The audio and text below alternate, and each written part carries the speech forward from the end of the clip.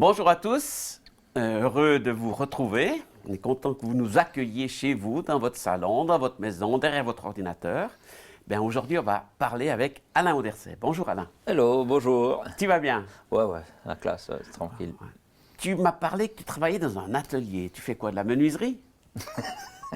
Il y a différentes sortes d'ateliers en fait. Ouais, alors je pratique en gros 4 arts Ouais, et dont actuellement celui-là que je pratique le plus c'est l'écriture. c'est ça. J'écris des livres qui s'appellent Rendez-vous dans la forêt. Pour l'instant, c'est les seuls que j'ai écrits. Tu aurais pensé un jour être écrivain? Pas du tout. Ça t'est tombé dessus, quoi. Ouais. Ouais. Non, alors pas du tout. Moi, à l'école, j'étais au fond de la classe. Tu dessinais? Je dessinais. D'ailleurs, c'est un des autres arts que je pratique, c'est le dessin. Oui. Et puis le dessin, c'était considéré comme mineur, tu vois. Ouais. Donc je faisais un truc qui sert à rien et puis qui m'aidera pas dans ma vie, si j'ai bien compris ce qu'on m'a dit. Mhm. Et j'arrive pas à suivre ce qu'il raconte, j'arrive pas. Et donc du coup, j'ai développé un troisième art qui est le show. Alors j'ai commencé à l'école. Tu faisais le clown. Ben ouais, je le faisais. Et puis ça marchait bien, d'autant que c'est interdit. Donc voilà, et j'ai développé ça, c'est aussi pour me protéger. Parce que c'était trop dur, je trouve. C'était beaucoup de tension, Ça m'aidait à respirer, tout ça. Et puis, Ouais. donc voilà, le dessin, l'écriture, tout ça. Et puis ben, je joue de la guitare, et puis tous les jours. Et Excellent. puis ça me décharge des autres choses. C'est comme si c'était une autre couleur et puis ça me faisait un peu des vacances de tout le reste. Donc, tu es multifacette. Ouais, alors je pense que il y a des limites dans tout ce que je... Voilà. Ouais. Mais c'est pas en opposition, en fait. Non, mais souvent j'ai remarqué que les auteurs de BD étaient souvent aussi dans un groupe de musique. Ça c'est presque tout le temps comme ça. Ouais. C'est comme si c'était un peu lié, tu vois. Ouais. Mais auteur de BD, c'est pas un métier courant. Tu as pensé faire ça à 16 ans, comme ça? Tu as dit, voilà, après l'école, je vais faire Alors, du BD?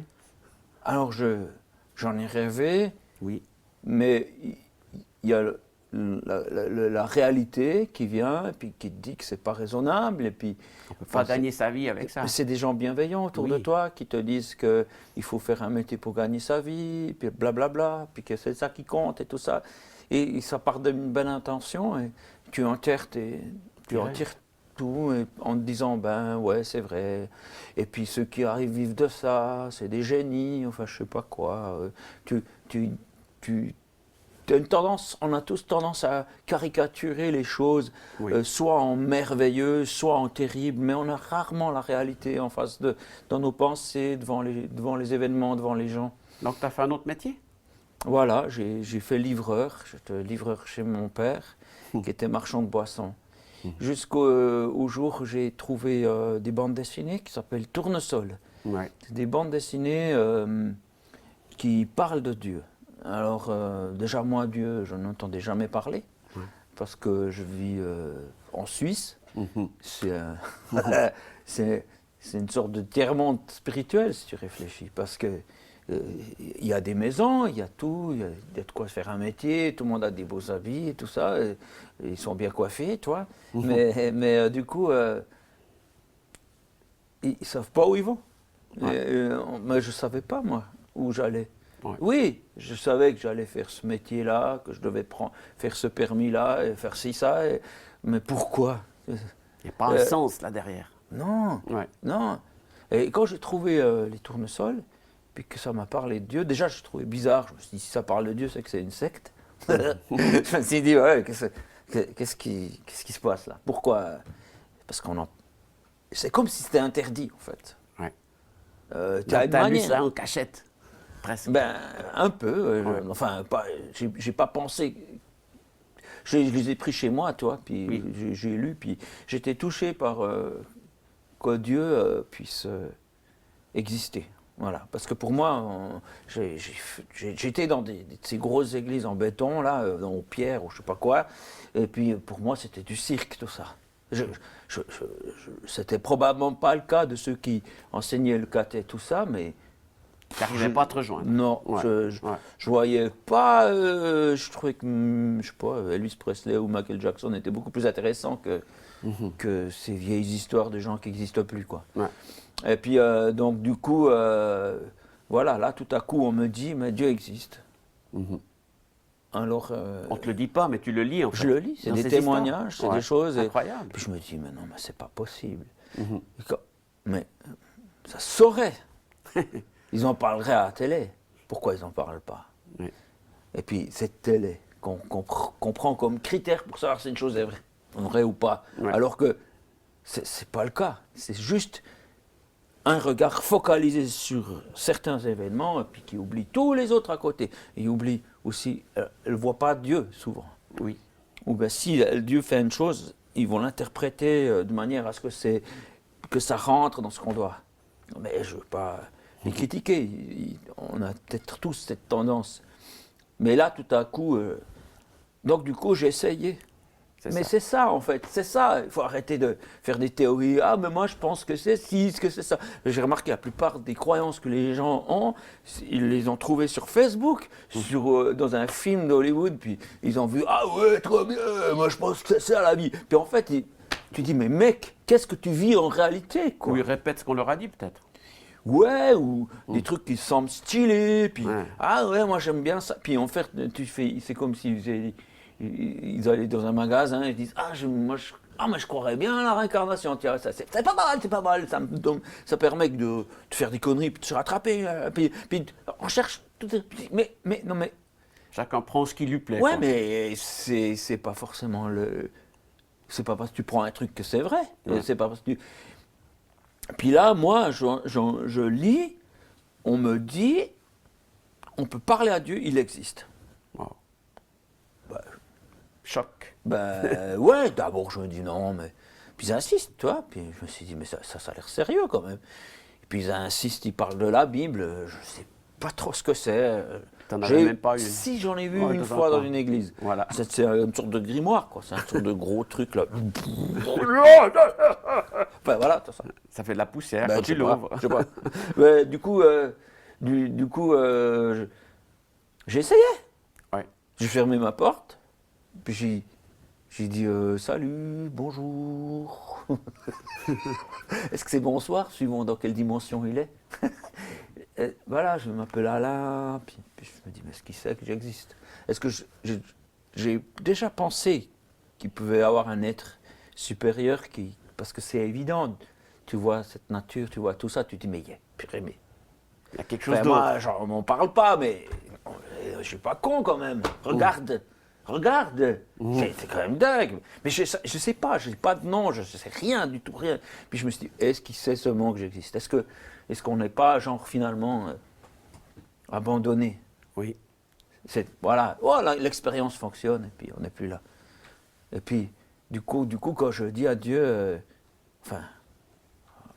je sais pas quoi, je lui dis, salut, je m'appelle Alain, je pense vraiment donner une information, tu vois. C'est ça.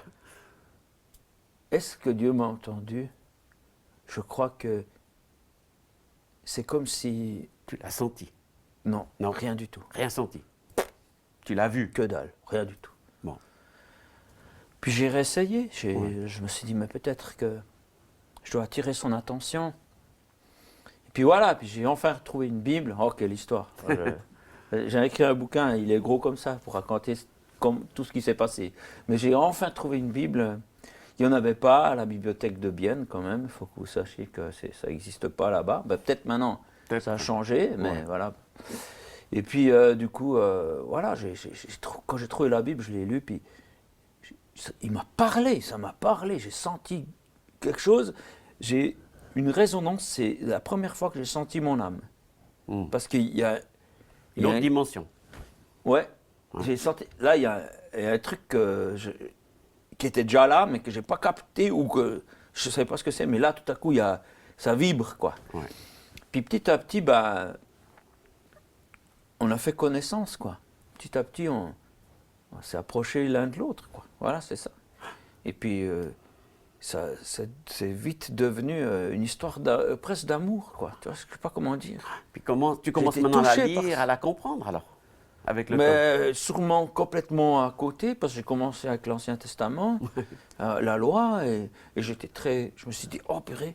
Mais j'ai été touché aussi par le fait que Dieu n'aimait pas les idoles. Et j'essaye de voir qu'est-ce qui était une idole dans ma vie. J'ai essayé de lui remettre les choses, puis petit à petit, il est devenu mon Dieu. Je n'ai pas voulu un autre, je n'ai pas voulu... Et vraiment, quand on dit je l'adore, ben, c'est ce que j'ai fait. Pas dans le sens, waouh, j'adore cette personne, j'adore cette personne. Tu vois, puis c'est ça, parce que je l'ai découvert. Mais il m'a choqué, parce que quand je lisais, je voyais des fois les choses qu'il faisait dans l'Ancien Testament. Là, je me suis dit, waouh! C'est du sérieux.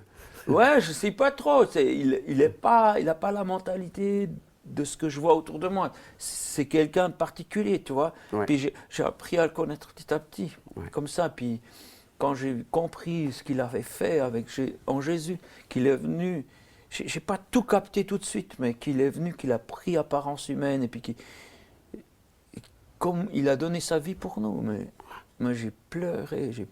Tellement, ça m'a... Pardon, j'ai touché le mais j'ai pleuré tellement ça m'a... Il s'est passé quelque chose, quoi, une rencontre. Ben, j'ai réalisé que Dieu m'aimait, tu vois. Je pensais que ce n'était pas le cas, tu vois.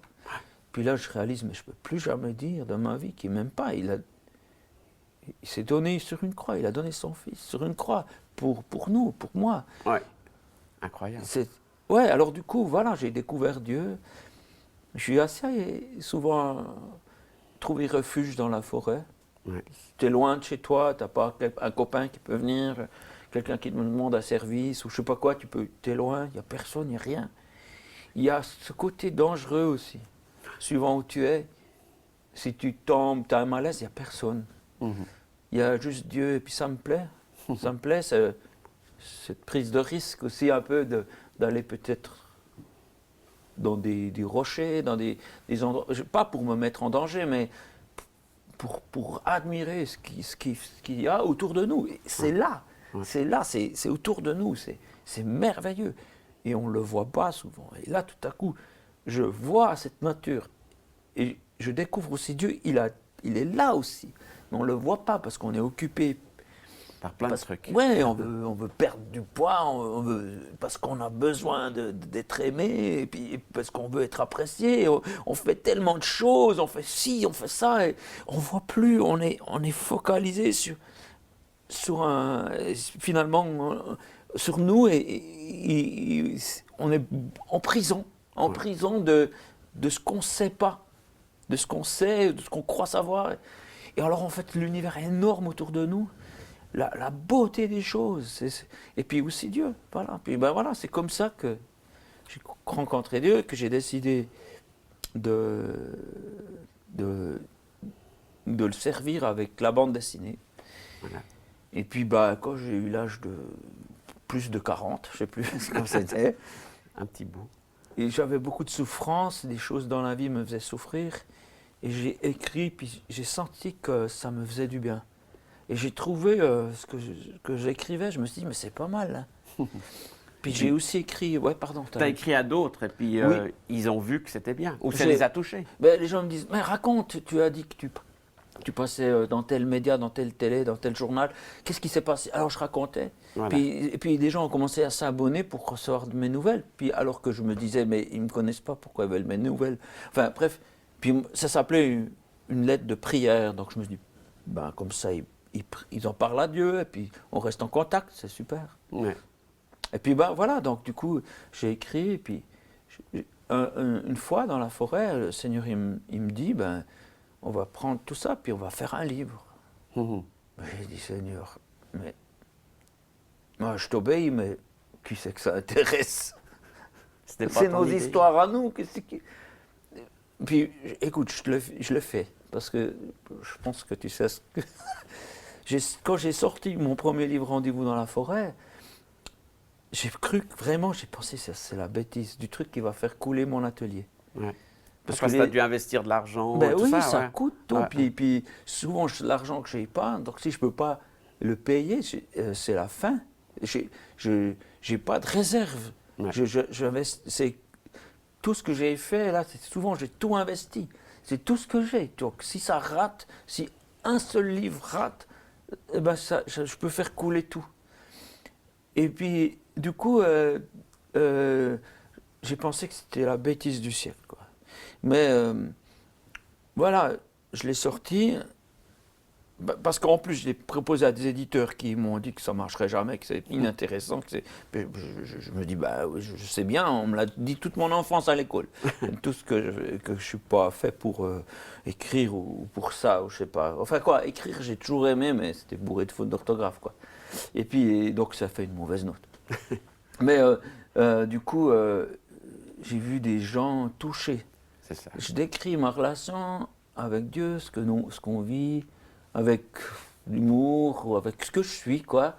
Et puis, ben, le nombre de gens touchés, ça m'a étonné, ça m'a surpris. Je ne m'attendais pas à ça.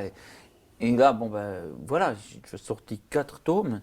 Et puis, il y a des gens qui m'écrivent comme quoi ils sont venus à Dieu, ils ont rencontré Dieu comme moi quand j'ai trouvé Dieu sur le tournesol. D'autres qui me disent qu'ils avaient lâché la foi, qui sont revenus. D'autres, ben c'est génial. Ben c'est plus moi, c'est pas. Voilà. Ça, je peux pas faire, moi. Moi, je peux juste écrire les choses. Mais tu as fait ce que tu pouvais voilà. avec tes capacités. Puis Ouais. voilà, ça nous encourage. Merci Ouais. beaucoup, Alain. Ouais, avec plaisir. Ouais. C'est génial tout ce que tu nous dis. Et puis moi, j'aimerais encourager tous ceux qui nous suivent. Hein. Ouais. Faites-vous dire, c'est possible de faire des choses qu'on ne pensait pas faire, avec des dons qu'on ne pensait pas avoir. Et puis Ouais. au bout du compte, ben, on fait quelque chose de bien qui peut toucher d'autres personnes. Ouais. Alors soyez tous encouragés et au plaisir de vous retrouver pour une prochaine émission Vitamine B.